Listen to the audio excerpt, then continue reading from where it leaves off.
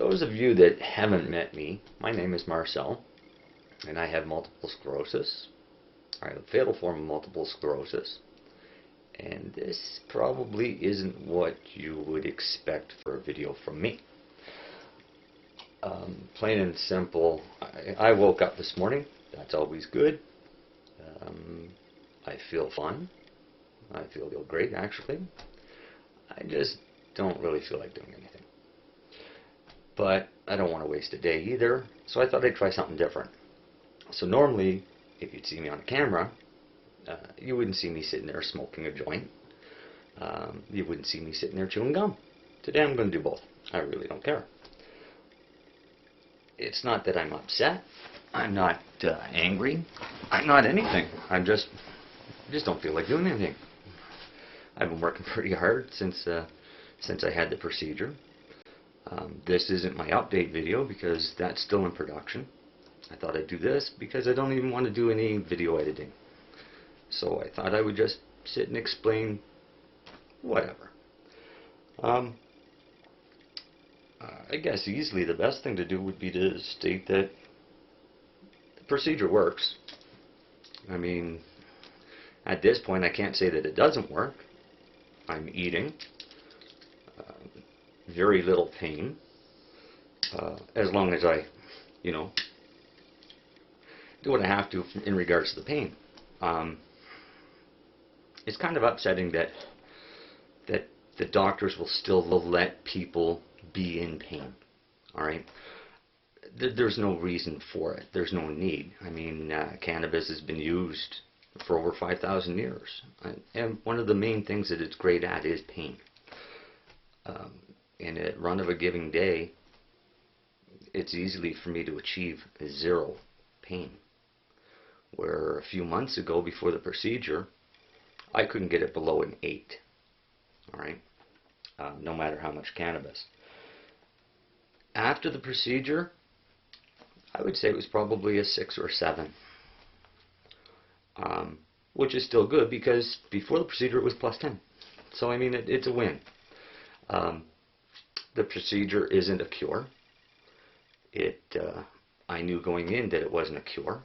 I also knew going in not to have really big expectations.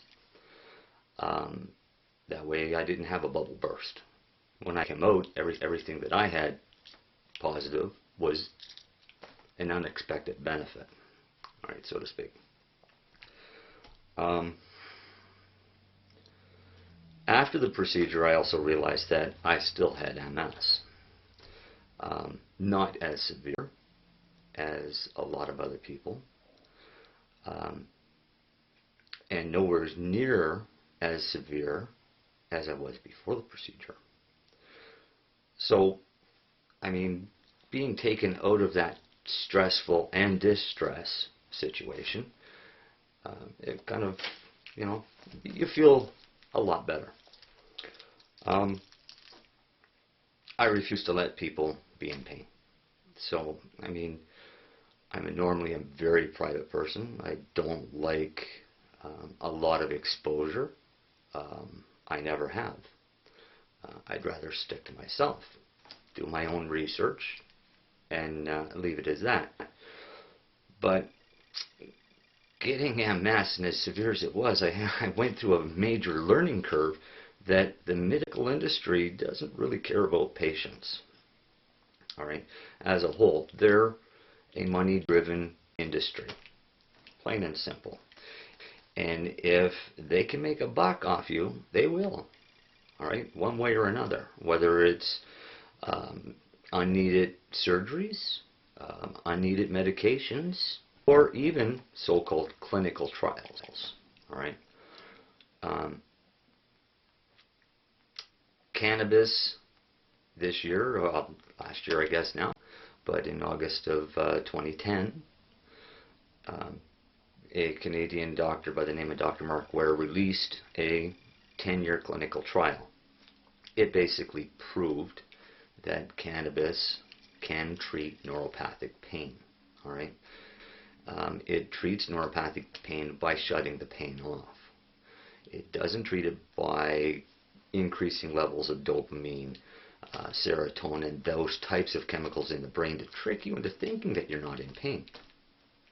The other benefits, of course, are the fact that it's a vasodilator.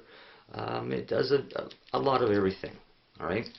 It was patented in 2003 as a neuroprotectant, all right, and an antioxidant by the U.S. Department of Health. These are the people that say cannabis is bad for you, yet they hold the patent saying that theoretically it could save people's lives. All right, so you kind of have to question why that would be. And the simple reason is, again, back to that finance-driven industry. There's no money to be made in cannabis, plain and simple. I make nothing. I don't sell drugs. I don't give drugs away. I teach people how to take care of themselves. All right, I'll put them in touch with people that can provide assistance. Nothing more. All right, I don't break the law. I have no reason to break the law. I have a federal exemption because of my disease. I'm not an activist. I don't like activists. The activists have a different agenda than what I have. All right, an activist, and it's not a bad agenda. I mean, an activist would like to have cannabis removed from the drug schedule, so that they have the choice, the freedom of choice, to be able to use it or not use it. It's been proven that it does zero harm. Nobody's ever died.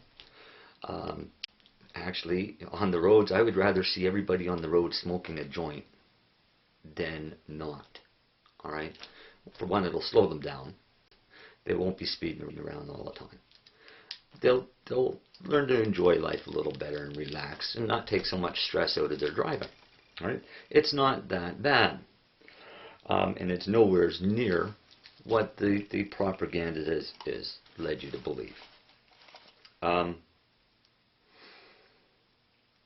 I don't claim ever that cannabis will cure cancer. I have many friends that do. I won't. And the reason I won't, until I've seen it proven for myself with my own eyes, it, to me, is still anecdotal hearsay evidence. All right? I'm not an expert in cancer. I've been misdiagnosed a few times. I've undergone surgery for cancer, but